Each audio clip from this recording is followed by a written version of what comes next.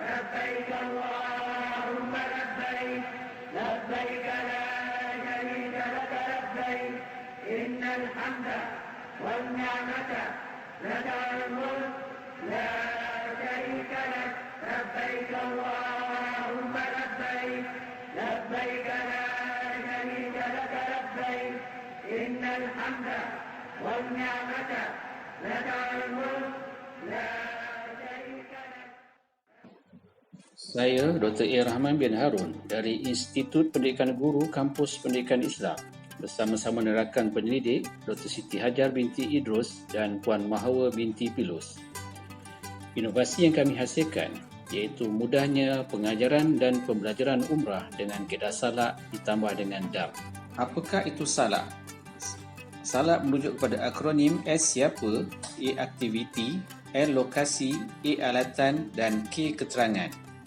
Dari akronim salak ini, terdapat 12 variasi ayat yang membolehkan murid-murid menjana idea membina ayat dengan cepat dan efektif.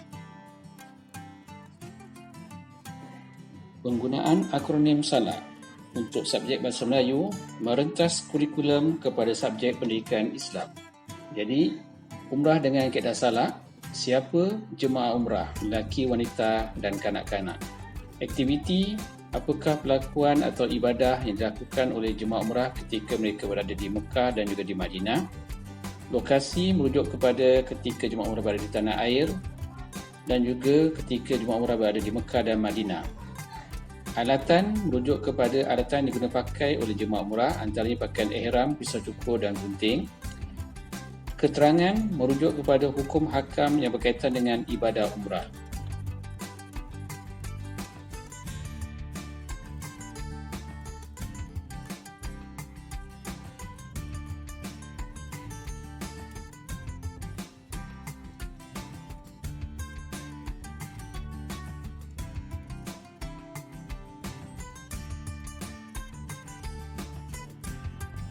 Terdapat 10 panduan mengerjakan ibadah umrah menggunakan kaedah salak ditambah dengan DAM. Pertama, persediaan dokumen dan alatan. Yang kedua, perkara yang perlu dilakukan jemaah umrah ketika mereka berada di tanah air.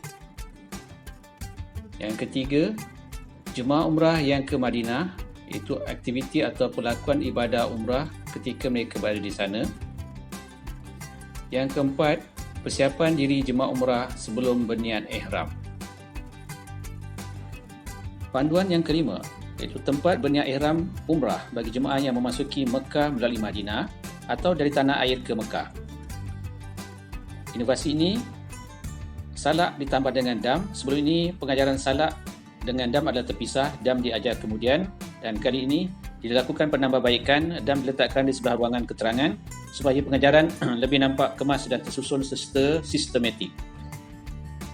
Jika disengajakan tidak berniat ihram, berdosa dan jemaah umrah akan dikenakan DAM. Jika tidak disengajakan, tidak berdosa tetapi DAM tetap juga dikenakan. DAM-nya ialah menyembelih seekor kambing untuk diberi makan kepada fakir miskin. Panduan yang keenam berkaitan dengan perkara-perkara yang dilarang setelah jemaah umrah berniat ihram. Aspek pakaian bagi wanita, sekiranya jemaah wanita menutup muka atau sebahagian besar kawasan muka, dan larangan ke atas jemaah lelaki dan wanita itu memakai sarung tangan. Apakah DAM yang dikenakan? Jika disengajakan berdosa dikenakan DAM, iaitu DAM-nya boleh dipilih sama ada sembelih seekor kambing atau memberi makan kepada 6 orang fakir miskin, setiap seorang 2 cupak, atau berpuasa 3 hari. Walau bagaimanapun, jika tidak disengajakan, tidak berdosa dan tidak dikenakan DAM dengan syarat segera menanggalkannya. Panduan yang ketujuh berkaitan dengan rukun umrah.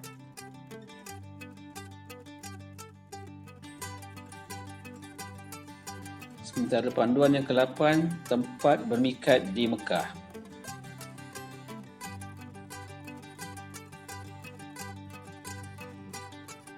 Panduan ke-9 berkaitan dengan tawaf wada.